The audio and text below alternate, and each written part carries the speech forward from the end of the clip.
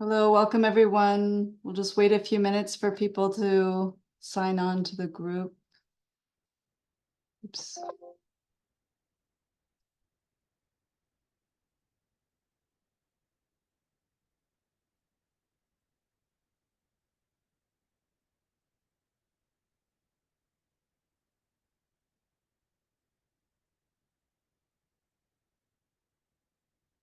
Great. Okay. So let's get started. Welcome everyone. Thank you for joining this session of UN Behavioral Science Week. This session, in case you're not in the right one, is Behavioral Science Approaches to Bridging the Formal and Informal Divide. My name is Claire Hobden. I am the ILO specialist on decent work for domestic workers and other vulnerable workers, and also a resident behavioral scientist. And today I'm looking forward to a conversation that will really bring together two seemingly very different topics, but under a common heading of this notion of formalization and how behavioral science can help move towards it. But before we get into all of that, just a few words to say that, this is the 6th Behavioral Science Week. We're really happy that there are 38 entities who are participating this week.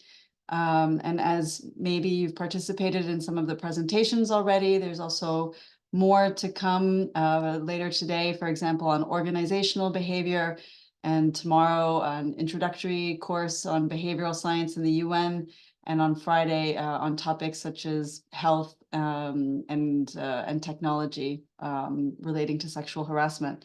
So we really hope that you can participate. For now, the UN Behavioral Science is organized also by the UN Behavioral Science Group and UN Innovation Network. The UN Behavioral Science Group brings together behavioral scientist practitioners and non-practitioners across the UN entities and beyond. And it's really open for anyone to join. We warmly encourage you to join us in the UN Behavioral Science Group. So in today's session, we'll be really encouraging and asking for your active participation. To do so, to ask a question, please use the Zoom Q&A tool and not the chat. And that way we'll be able to better field your questions and try to make sure that we cover all of the questions in the time that we have allotted for this session. So I've already introduced myself, Claire Hobden at the ILO, and I'm really pleased to share with you today the fellow panelists who will be sharing the experiences of formalizing and using behavioral science to formalize and to bridge this informal to formal divide. So we have from the ILO side, Lucia Freire. Lucia has a PhD from the University, she's working at the University di Tella, and a former UN Behavioral Science Fellow and a former ILO consultant. We also have Karima Wardak and Zoe Tate from the UNCDF. Zoe Tate is, I'm very sorry, but my notes are hiding somewhere and I can't find them.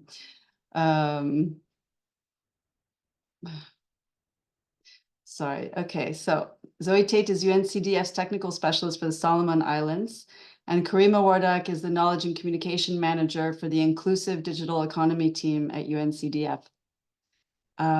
So today, I wanted to start by opening with a few words about what formalization really means to us, because it's a term that's maybe not common. So for many people, having bank accounts and retirement benefits are a given, but most working people don't have either of these.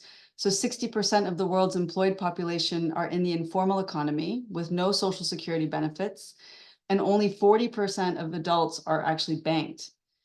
So although formalization, these types of services, provides access to human rights, most of these institutions are designed to serve the formal sector, people with employment contracts and bank accounts. And this puts the onus on individuals to bridge the divide. While some of the changes must be made at the institutional and the systemic level, so really, operating on the registration systems and these sort of brick and mortar elements of formal systems, behavioral science can also support the design of these institutions and ease those in the informal economy through the transition from informal to formal practices. So this session is going to showcase behavioral approaches to bridge this divide. From the ILO side, we'll be speaking about the inclusion of workers in social security programs and promoting social security registration, specifically of domestic workers who are nannies, babysitters, and elderly caregivers, who are often working in informal arrangements. And from the UNCDF side, we'll hear a few words from the colleague Karima in a minute, but their focus will be on increasing savings through digital financial services.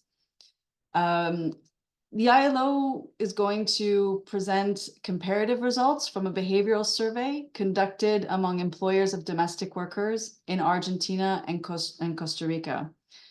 Employers of domestic workers in this case are normally just households. And these are people who nonetheless have responsibilities towards domestic workers that they employ to register them to Social Security. Globally, there are about 75 million domestic workers, but 81% of them work informally. And this means that they don't have benefits that most of us are used to, like unemployment insurance or pensions. And most of them are women, and they're often from marginalized groups. So this concentrates the inequalities within a particular sector. So access to Social Security via registration can contribute to integrating them into the formal economy and then, as such, give them access to their human rights. But accessing Social Security entails a number of barriers, both internally and externally, and in the systems that were not designed for this sector. So we've turned to behavioral science to identify how to increase their access to those rights.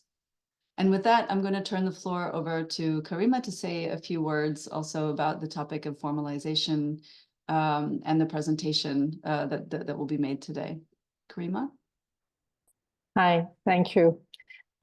Maybe you want to move back to your full screen presentation mode when we go back. No, okay, we don't need the presentation in any case right now. Thank you for giving me the floor, and thank you, Claire, for your opening words. Maybe let me say a couple of things about UNCDF, because even though we've been in the UN system for quite a bit, we are usually one of the most unknown UN agencies. So UNCDF stands for UN Capital for Development Fund. We have a singular place in the development finance architecture because we're an agency with a unique investment mandate. To blend and deploy grants, loans, and guarantees, as well as related advisory services in least developed countries. So that gives you approximately what we do in our financing, a view of our financing mandate, and maybe why it makes sense for me to speak today about the work we've done in financial inclusion and in bridging the informal divide in financial services. So this is an introductory piece to what Zoe will share with you later, and it's rooted also in examples from East Africa, in particular Uganda, that has you will hear from Zoe will have inspired also some of the work that happened in Solomon Island, and yes, talking about the informal-formal divide. We know that digital services now, after over a decade, well, we're close to a second decade of expansion of digital financial services and mobile money in particular in certain markets, we've seen a tremendous growth in financial inclusion, and mainly on the back of mobile money services. To give you some key figures, I mean, some countries have more than tripled financial inclusion rate. Like, for instance, in a decade in Uganda, they moved from 20% of financial inclusion to 66%. I'll take another example. If we look at, for instance, Benin moved in 5 years from 2% of financial inclusion to 44%. So you could see that the growth of financial inclusion has been very much spurred by the access to mobile money services, which in turn have also allowed to develop other types of services and are a good bridge between the informal financial sector and the formal financial sector. However, with that progress, we still see that people mainly save or borrow within their informal systems. So let me take again the example of Uganda, for instance. We know that 71% of the population that is now formally financially included still continues to save, but 39% of that group still do saves in informal groups. Or in terms of borrowing, 77 are borrowing, but only 29% do that through formal financial groups. So there's still a lot of space to help formalize the activities of what we would call village saving and loans associations, or SACCOs, or tontines in West Africa. And to bridge it is really bridging the informal-formal divide goes beyond actually strengthening those groups by bringing digitization, which is a first step, which helps strengthen their operation, make them more efficient for the group. The step further ahead is to actually connect them to formal financial service providers. We've been testing that with different methods and different approaches. It's not yet been completely successful, but we're kind of, let's say, heading into a direction that's already pointing to a certain number of models. One of which being the inclusion of fintechs, who can play a very critical role in bridging the gap between the formal sector and those village saving and loans associations. So, and the other lessons that we're capturing, and I'm going to name 4 of them, are the fact that with those new models and the fintechs included, we're able to rethink the traditional 5 C's of credit, of condition, capacity, capital, collateral, and character. And now the models, like you will see in what Zoe will present in a few minutes, are kind of evolving and not only rely on these 5 C's. We need to also acknowledge that the VSLAs, or the different forms of such informal lending groups, are really play a vital role in distributing financial services to the last mile. And we need to continue nurturing that role and bridging that divide between the formal and informal in a smooth way, so that it is easy enough for the members to get on board into the formal financial sector. So like I said, fintechs are a great third party to make the connection. So basically, in other words, for the VSLA to get them connected for financial service providers that can give them access to a larger pool of capital to be able to lend, and under better conditions and better terms to their members, and also lend a bigger pool of capital to cover all the needs of their members. And we need to continue fostering that collaboration between the those different actors to be able to to prove the concept. So the case Zoe will be presenting focuses on savings, but also access to credit in the context of a pension fund. So I hope you'll understand better as we go through the presentation what I was talking about and referring to in terms of bridging the formal-informal divide. And then with that, I think I'll pass the floor to either Lucia. I'll pass you the floor back, Claire. Maybe. Thanks very much, Karima. And yes, with that, I'll pass the floor to Lucia to present some of the research that she's done with the ILO on employers of domestic workers in Argentina and Costa Rica. Lucia, the floor is yours. Thank you so much, Claire, Karima. I guess I will start by sharing my screen.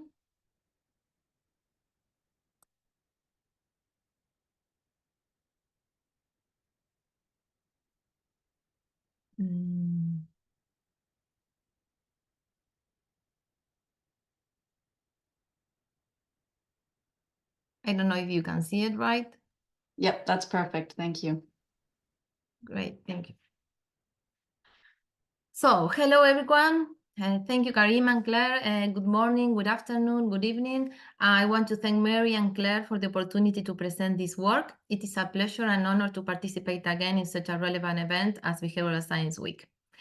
I will present some of the work we have been doing recently with Claire and the ILO for the domestic work sector in some Latin American countries, as Claire said.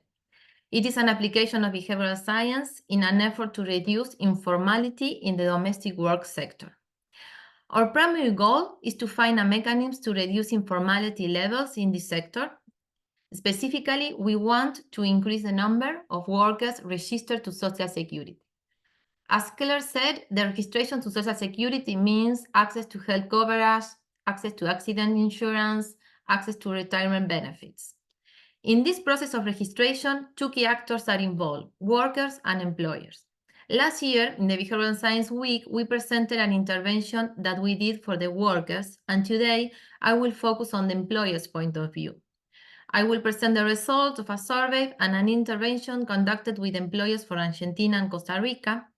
Argentina and Costa Rica provide a unique context for our study, as in both countries, domestic workers are covered by labor and social security laws. In both countries, the affiliation is mandatory, and in both countries, the state has implemented policies to increase the levels of formality of the sector. So, traditional methods, such as imposing negative consequence, threats, or punishment, can be used to achieve greater formalization. However, these mechanisms don't work in countries where the population recognizes the limitation of the state as a controlling agent.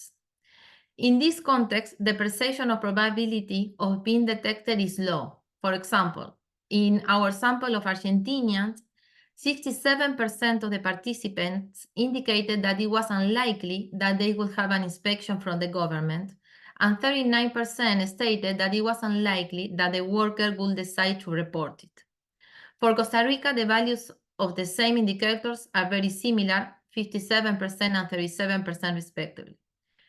With these numbers and scarce resources from the state, it is unlikely that employers will believe the threat of being detected and paying massive fines. So here is where we can use behavioral science to incentivize employers to file their registration. According to Feldman and to many others, people make many incorrect or unethical decisions based on various cognitive and social processes, often unconscious.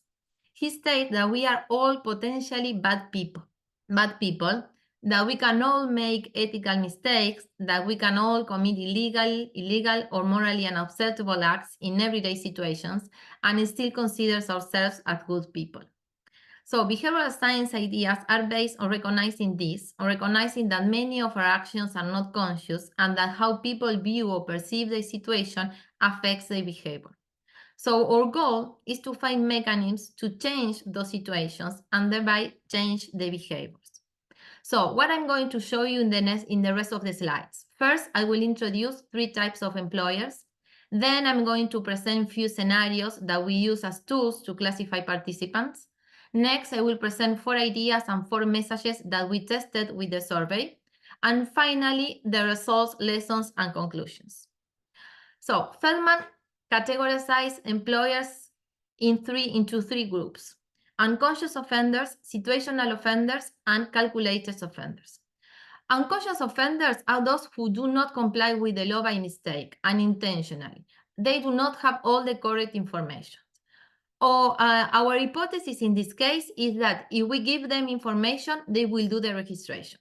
The only thing that they need is information. Next, we have situational offenders. This group, the people in this group adapt their actions based on the circumstances. If they find a justification for their non-compliance, they are not going to file the registration. This group's behavior may be highly responsive to changes in the rules. So this is a group that we like because we think that we might be able to change their actions. Finally, we have the calculating offenders. The calculated offenders are those who think they will not be detected, they know the game, and regardless of the situation, they will not file a registration. They are what we call bad people. These three groups are very different from each other, so they will react differently to the same state policy, and they will react differently to the same intervention. So we want to know which intervention works best for each of them. So to see what happens with each group, we need to classify participants in these three groups. The problem is that people do not always tell the truth. For example, 47% of the participants reported having registered their domestic worker. But we know that in the population, only 25% of the employers have complied with the registration obligation. So when we start this project, we realized that we needed some additional tools. The direct question was not enough, so we designed 4 different scenarios with different situations and asked the participants what they think most employers will do in the same situation. And we consider that answer as the truth. They will do what they think most of the people will do. In the first scenario, the employer had small children and the worker used to work a couple of hours per week. In the second, the worker lived in the house of the employer and had to take care of an old man. In the third scenario, there were no people to take care of and the worker only worked a couple of hours per week. And finally, in the last scenario, there were 5 children in the house and the worker worked at least 40 hours per week. So, depending on the level of knowledge of the law and the answers to the scenarios, we classify participants into 3 groups. And we found that in both countries, we have between 15 and 20% of unconscious offenders, almost 60% of situational offenders, and 25% of calculating offenders. So, when designing our intervention, the messages, we had 4 hypotheses. First, we thought that if people are informed about the simplicity of the registration process, they will increase the likelihood of filing the registration. The same will happen if we show them that registering the worker is the prevailing social norm. No one wants to be the only one who complies with the law, but no one wants to be the only one who doesn't. Then we will have the same positive impact if we emphasize that is the legal obligation to file the registration, and we will have the same positive impact if we emphasize the economic benefit of the registration, such as insurance in case of a workplace accident. With this idea, we designed 4 messages. One highlighting the process, another one highlighting the prevailing social norm, another one highlighting the legal obligation, and finally, one highlighting the economic benefits of filing the registration for Social Security. So far, we have the results from the same experiment for Argentina and Costa Rica. We asked participants about the likelihood of recommending to a neighbor to register the domestic worker before and after exposure to the message. And we found that almost all the messages in all the cases have a positive and significant effect on this likelihood. The last message, the one for the economic benefit, had the biggest impact in Argentina, but if you see the numbers, the likelihood increased in all the cases. More or less the same happened in Costa Rica. If we look at the results through different kinds of employers, we can see that our first hypothesis concerning unconscious offenders cannot be proven. That is the green bars. So if you look to the green bars, none of the messages have a significant positive impact on the likelihood of recommending the registration, and the same happens for both countries. Situational offenders, that is the blue bars, seem to react more to the economic benefit message and the information benefit. And the blue bar is the blue bars, so the situational offenders are like the more reactive to the messages. The situation of the calculated offenders, that is the orange bars, is not the same for both countries. In the case of Argentina, the message highlighting the economic benefit has more positive impact, and in Costa Rica, the message with information about the process is the most effective one. So, as lessons and conclusion, first, we think that we got much more honest answers using the scenarios than with the direct question. Then, you always need to test your ideas before investing in a huge program. Here, we thought that changing the behavior of the first group was going to be easy, but it doesn't seem to be the case. The group of unconscious offenders did not show any significant change for any of the message. Maybe it is a problem of sample size, but we need to test it more. It is good news that the majority of the employers are situational offenders, as they are the ones who reacted more to all the messages. The calculated offenders also show some reaction for some of the message, so that is also good news. And finally, it was essential to differentiate among employers, as it gave us more information on which policy will be more effective for each of them. So that's it for today. Thank you so much. I guess, Claire, I go back to you. Great, thank you, Lucia. Thank you very much. And yes, without wasting any further time, I'll pass the floor to Zoe. Although I do want to thank those of you who have been posting your questions in the Q&A, and encourage those of you who have questions in the back of your mind to please post them in the Q&A, or you can also upvote questions that have already been asked. So thank you, Zoe. Thank you so much. Good morning, good afternoon, and good evening, everyone. My name is Zoe Tate, and I'm UNCDF's technical specialist for Solomon Islands. And today I'm going to share with you one of the projects that we are currently piloting in the country, using behavioral-based credit scoring for an instant digital microloan. Okay, so before I dive in, I think it's important, first and foremost, to understand the context of the Solomon Islands. It is a nation that consists of 9 provinces and 300 habited islands in the Pacific Ocean. So you can see the map there. It is really very spread out, and due to the nature of this and the difficult territory, the difficult geography, there's limited infrastructure and limited connectivity in the country. Can I just pause? Yes. Could you switch to full screen mode, because we're not seeing all of the we're not seeing the slides actually. Oh, you're not seeing the slide at all? It was just the first one, and it's not in full screen mode. Now? I think there might be a technical issue. If you want to try sharing again. There we go. Yeah. Now we're good. Okay, good. Thank you for that. Okay, yeah, so you can see the map in the corner there, and the nature of the country. So yes, limited infrastructure, limited connectivity, and also it's a country that is very highly at risk for natural disasters and climate change impacts. There's heavy rains, cyclones, earthquakes, tsunamis, all of those. And in addition, the way that the population is living in the country, it's like 76% of people living in rural locations across all of these islands. So as you could imagine, formal financial inclusion is quite low. 66% of adults do not have access to formal financial services, such as a bank account or any other type of service, because it is very challenging for financial service providers to reach all of those people in this circumstance, and due to the high cost and the high risk. So that is an important context.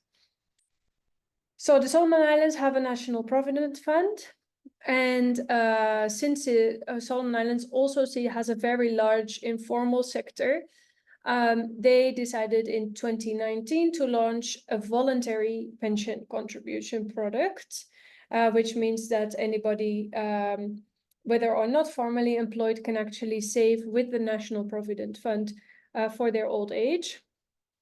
And at that time, one of the innovations that was used in the design of that product was to allow people to make contributions to their pension fund using phone credit instead of cash, because the National Provident Fund does not have many outlets or agents where people can actually make cash deposits. So they can use their phone, and it doesn't have to be a smartphone. It can just be a feature phone to sort of, let's say, text top-ups into their pension fund, right? So this was a very interesting initiative by the Provident Fund to actually drive financial inclusion for the population in the country. So what it means is that any Solomon Islander above the age of 16 with a functioning phone, and that is nearly 70% of the population, can actually open a voluntary USAVE pension savings account. By 2021, the product had reached 32 registered users, 4.5% of the population, and the number has grown since then.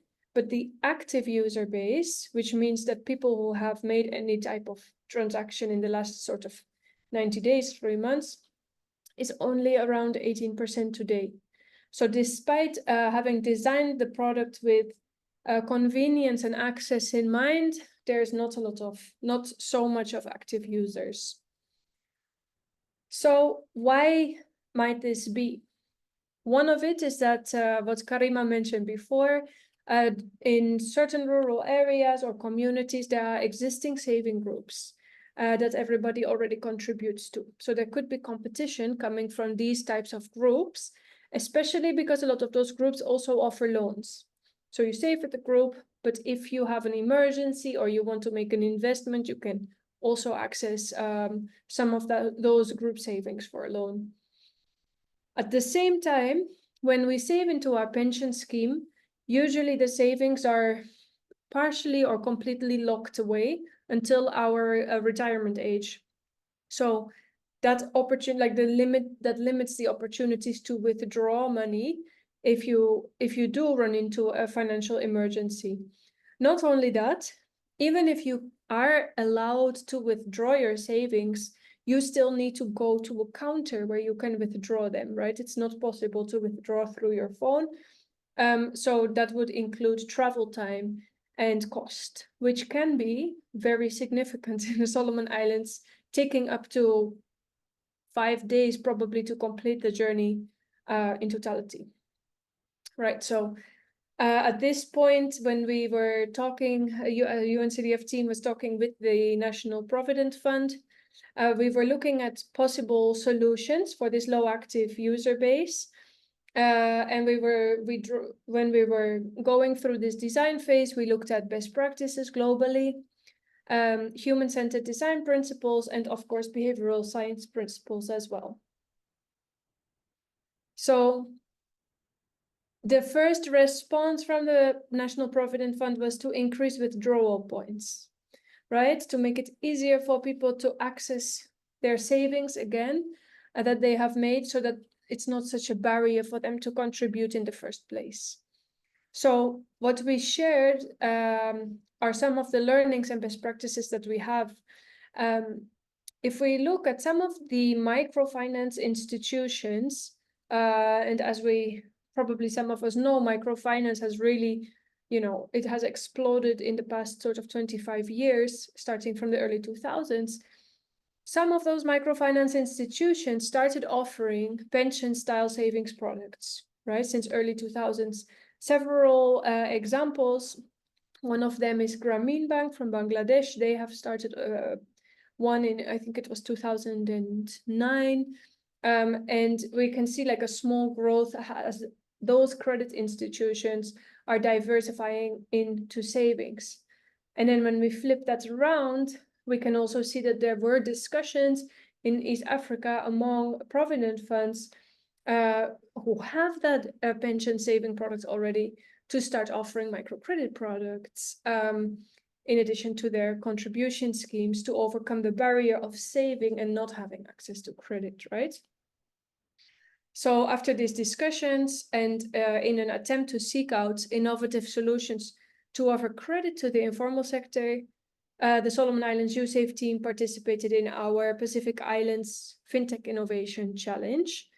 And I will share the solution with you just after this, but one more comment I think to make is that Why is it so important for people to have access to credit is because I've mentioned already the high incidence of disasters that might strike in Solomon Islands or extreme weather events.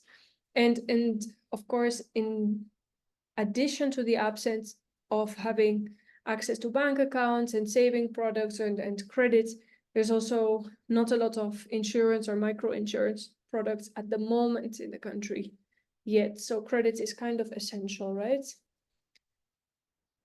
So this is the solution. This is the final solution that we are testing out, which is a microloan, an instant digital microloan, which we call mobile fund.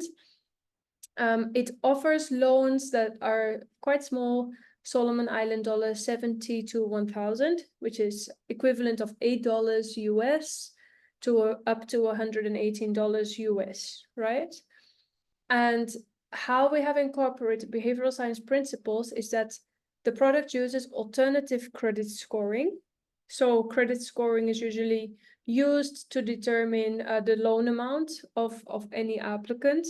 And often we look at, for example, the collateral that they have, the activity in their bank account. So in an absence of that, we are looking at their savings behavior instead. So this behavioral data is then used to determine somebody's loan eligibility. And the model is displayed here on the screen. We look at savings behavior, both deposits and withdrawals. And those are sort of split up into 4 components, right? Recency, when did you last deposit? When did you last withdraw? Frequency, how often do you deposit or withdraw? Monetary, how much do you deposit or withdraw? And finally, consistency, right? How many times have you actually done this on sort of a monthly basis? So, and then the credit limit assignment is based on a model, taking into consideration these points. So that is the solution that we have worked together with a fintech to actually design and pilot. And we are right now into the pilot phase. So we are also keenly awaiting the results of this solution, not only to see the uptake of the loan, but also to see whether it drives more people to start saving with the pension fund. Thank you so much. Great, thank you so much, Zoe. And I'll invite Lucia and Karim also to turn on their cameras at this point, as we'll move to the Q&A section. So thanks a lot to those of you who have submitted your questions. I'm going to start with a couple of questions for Lucia. Lucia, we have 2 questions for now. One is, how did you and we decide what interventions to test? Why did we choose the 4 messages that we chose, and why did we choose that framing? And why do you think that there was no effect on the unconscious non-compliers? Great. Claire, I think that you can help me with the first one. Why did we choose those interventions? First, we had a diagnosis study. So with qualitative interviews and focus groups. So we have the opinion of the employers. So we have some elements in order to decide the interventions. And I think that we also use previous behavioral science knowledge. I don't know, Claire, if you want to add something to that.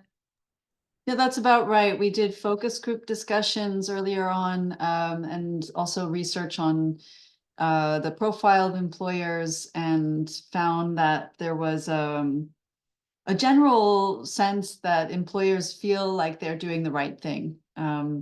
They all feel like they're doing the best they can, basically. And so that already kind of nudged us towards choosing an approach that didn't necessarily punish them. So we avoided punitive measures. We also were aware that there could be backlash effects if you use punitive measures or threats. So we avoided that, and we opted to highlight benefits to the workers or highlight benefits to the employers. We also have an operating theory that employers of domestic workers are highly influenced by social norms. So they might be more influenced by what their peers are doing, how much they're paying their domestic workers, rather than, influenced by other sources. So these were some of the reasons why we chose those avenues. So, and with respect to the second question, why we didn't find any significant effect. That's like an statistic definition. For example, the change in the likelihood before and after was not big enough to find a statistical effect. So in order to find a statistical effect, the change in the likelihood before and after the measures have to be bigger. Maybe the cause is because the sample for that group was smaller, so we have to go deeply in that. But it's more like a statistical definition and not like a concept or an idea. I don't know if that was clear enough, but. Great, thank you, Lucia.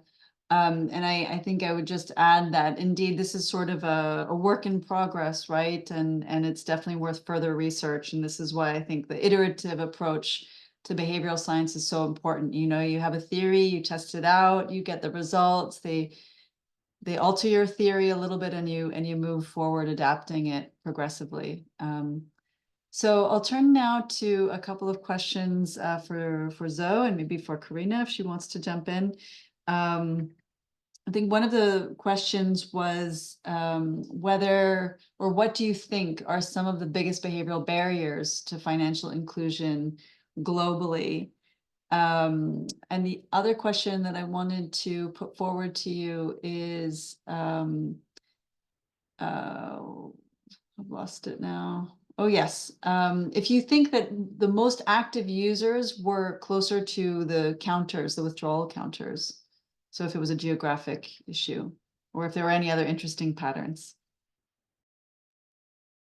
Thank you. Karima, would you like to go for the first question?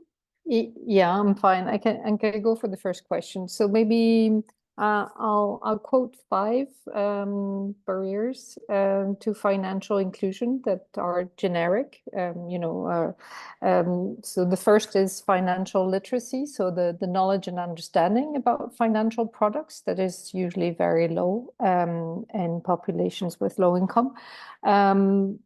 Product design and mistrust of formal products and design simply because of this lack of understanding and information or availability of information or tailored information to for people with low income. And still connected to low income, actually the level of income of people and their irregularity of their income actually creates this attitude on their side that they're not eligible to financial products in general, or at least they have the feeling that they are not because of their personal situation.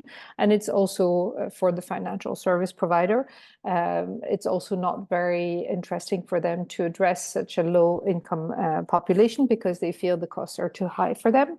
Another barrier can be age and gender discrimination. So often policies in countries prevent women or younger groups of the population to access easily financial services.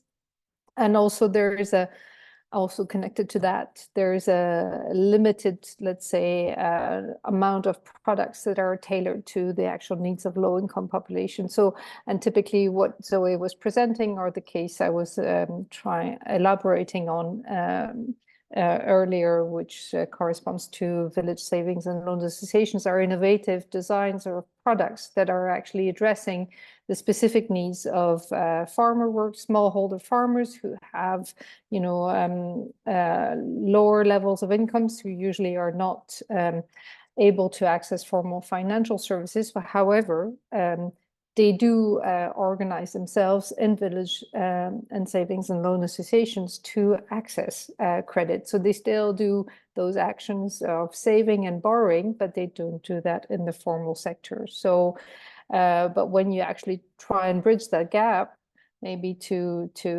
quote some of the data from the pilots of the project, and you're able to provide the services through the groups that they're used to be in, you actually see that their capacity to borrow is really big, in the sense that, and they're worthwhile customers, as they have through the pilot, 100% of the individuals who have been provided with a loan were able to repay. And we're talking of, in those VSLAs, of members of 15 groups, it's approximately 200 farmers who were able to, in the agriculture season, when they required loans, they were able to take on the loans, but also to reimburse them immediately.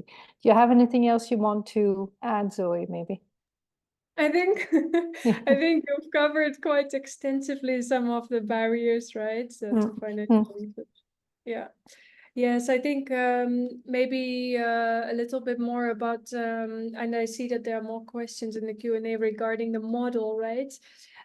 So I think one important thing to understand is that this informal contributions group, they have signed up for it, and then they have made deposits into it. So for many users, that is almost the only information that we even have of them, right? So I see that there are some suggestions on using their proximity or their working hours or their health or anything like that, but we don't even have access to that data for this group. It would be possible to triangulate their location based on their cell phone activity, but I don't think that we have a sort of a waiver for that from a data protection and privacy point of view right now. So we're not using that yet. And I think that would only be relevant for withdrawals, because withdrawals would be the ones that are physically made at the counter. So for those, it would be relevant how easy it is for you to go and queue and withdraw. For deposits, it would be, the majority would be done through the phone. So it doesn't matter where you are based, as long as you have access to a tower, to a network, I mean, so that you can actually send your deposits, right? And then there was also a question I saw about the recency, like how are we promoting, how is it actually incentivizing savings, right? So for now, it's a pilot. The model is still a little simple, but if we see that it's going to be positive, it's going to be a real-time AI-powered or machine learning model. So your credit score would be dynamic. That means the more you save, the more frequently you save, the more often, right? All of these factors would increase your limit, maybe not instantly, you know, maybe with a small delay, so that you know, it's not immediate, but it does sort of kind of like build your credit score the more you save. Yeah, so that is how the model works. And then we would have even more data points, including, for example, how timely they repay, how consistently they repay, whether they repay in full, and that could also be factored into their credit limit. Although we want to be careful with that, because we also have seen people gaming the system, taking a few small loans so that they can get a bigger credit limit, and then once they get a big credit limit, taking a loan and running away. So we are a bit hesitant of sort of using that data for incorporation into the model. Great, thank you. Since we don't have a whole lot of time left, I wanted to submit one question to both of you that came up, which is, what do you think would be the impact if we tested more before scaling? And how can we make the case better for doing this? Lucia, do you want to take a first stab at this question? Yes, of course. I really believe in that you have to test the ideas previously to scale it, because every program means a lot and a big investment. You are going to spend a lot of money in a program, and you need to be sure that it's the correct program, that the model is the correct one, if the intervention is the correct one, or at least the best option that you can have. So if you don't test it before scaling it, it's like working blind without knowing the results. So that's my personal opinion. I don't know if you agree or if you have a different point of view. I'll put that question right to Karima and Zoe.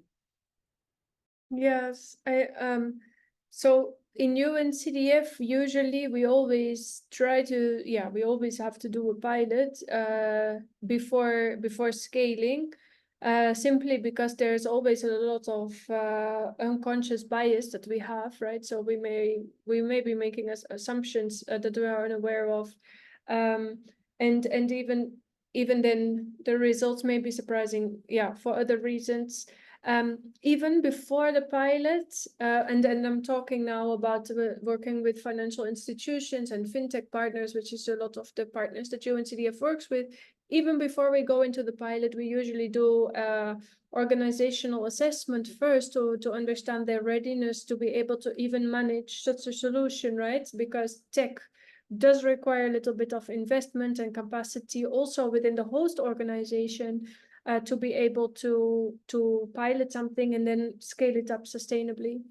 So there's definitely several steps that are important to take first. It's crucial, because if you go straight into a pilot even, or straight into a national rollout, you may fail for reasons that are completely preventable. It's also interesting to see during pilot, you may find out that users are using your products in a different way than intended. We recently launched, for example, mobile money service also in Solomon Islands. And usually what we have seen previously, mostly in East Africa, is that payments was the main use case. People want to make payments digitally to each other, to in shops, to vendors.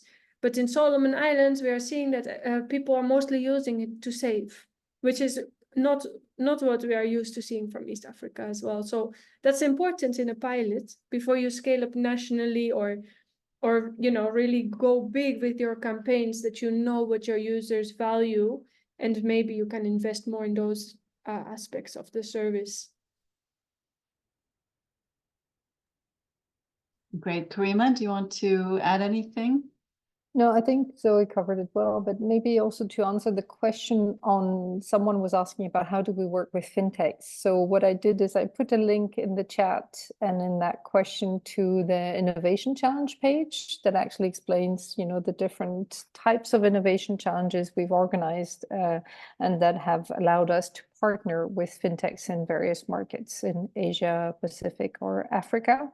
And so our modus operandus, let's put it that way, is more or less the same. We organize these challenges, which are open calls for fintechs to apply to help us work with different operators in the markets on some challenges and issues we have identified in the market, like people not picking up on for instance, the pension fund product in Solomon Island as was described, or solving access to credit for smallholder farmers, for instance, in certain markets. So I'm giving you very generic questions or challenges, but that's usually, we always start with that, provide information and details about the market to those different actors, and then ask them to compete with other fintechs. And then we have a selection process that goes through a panel of a mix of profiles from UNCDF, but also the private sector in the market and regulators in that market, who would then assess the